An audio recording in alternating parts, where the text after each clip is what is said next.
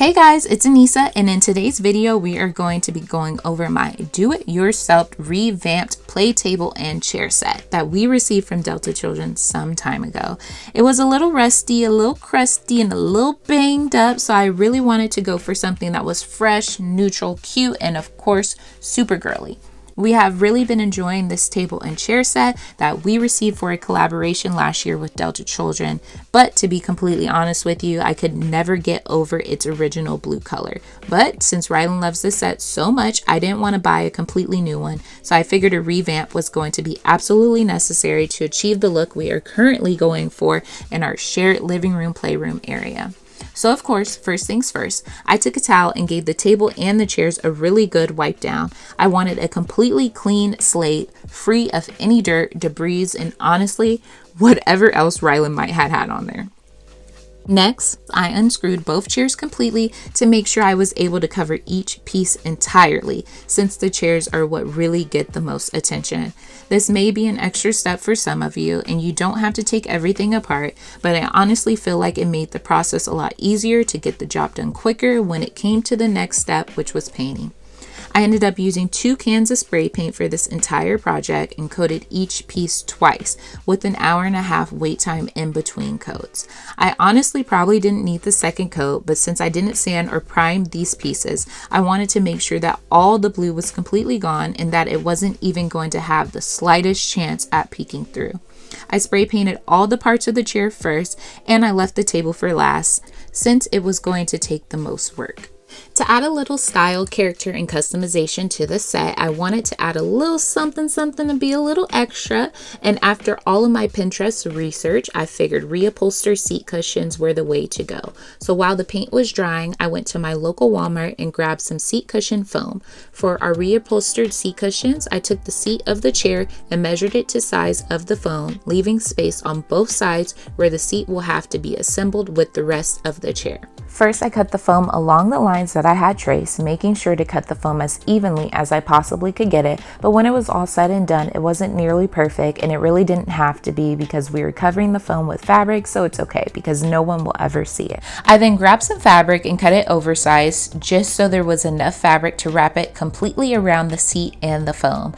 I then marked the edges of the seat on the fabric with a fabric marker so I had an outline of where to place our iron-on design.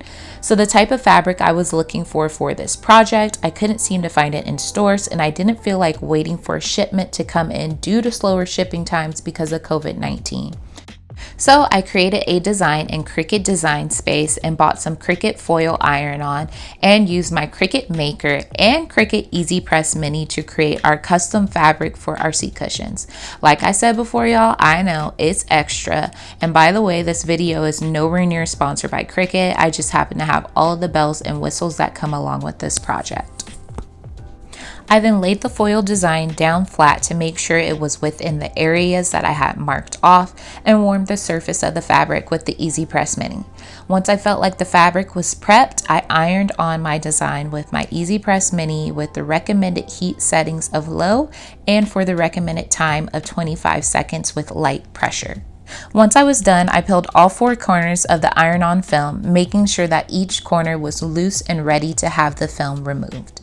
If you've ever worked with iron-on, you know exactly how satisfying it actually is to finally have that film covering off of your design and sticking 100% properly to your fabric. So by now it's day 2 of Operation Play Table and Chair Set Revamp, and it was time to get these seat cushions finally put together. So I laid the fabric out flat and made sure it was lined up evenly with the iron-on. Once I decided I was okay with the placement of the foam and the fabric, I began to staple the fabric in place with my staple gun. I made sure to staple sides that were parallel to each other first so that the fabric in the corners would kind of gather together in the form of a point once I stapled the other sides, sort of like wrapping a present. Once I had all 4 sides stapled down, in my case these chairs have an insert slot for assembly, so I wanted to make sure the fabric laid as flat as possible when putting the chairs back together.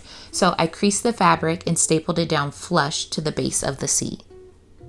From there, I flipped the cushion on its side and worked on getting a nice neat box corner. I figured that holding the fabric tight against the base and folding the corner at a 45-degree angle is what worked best for this seat.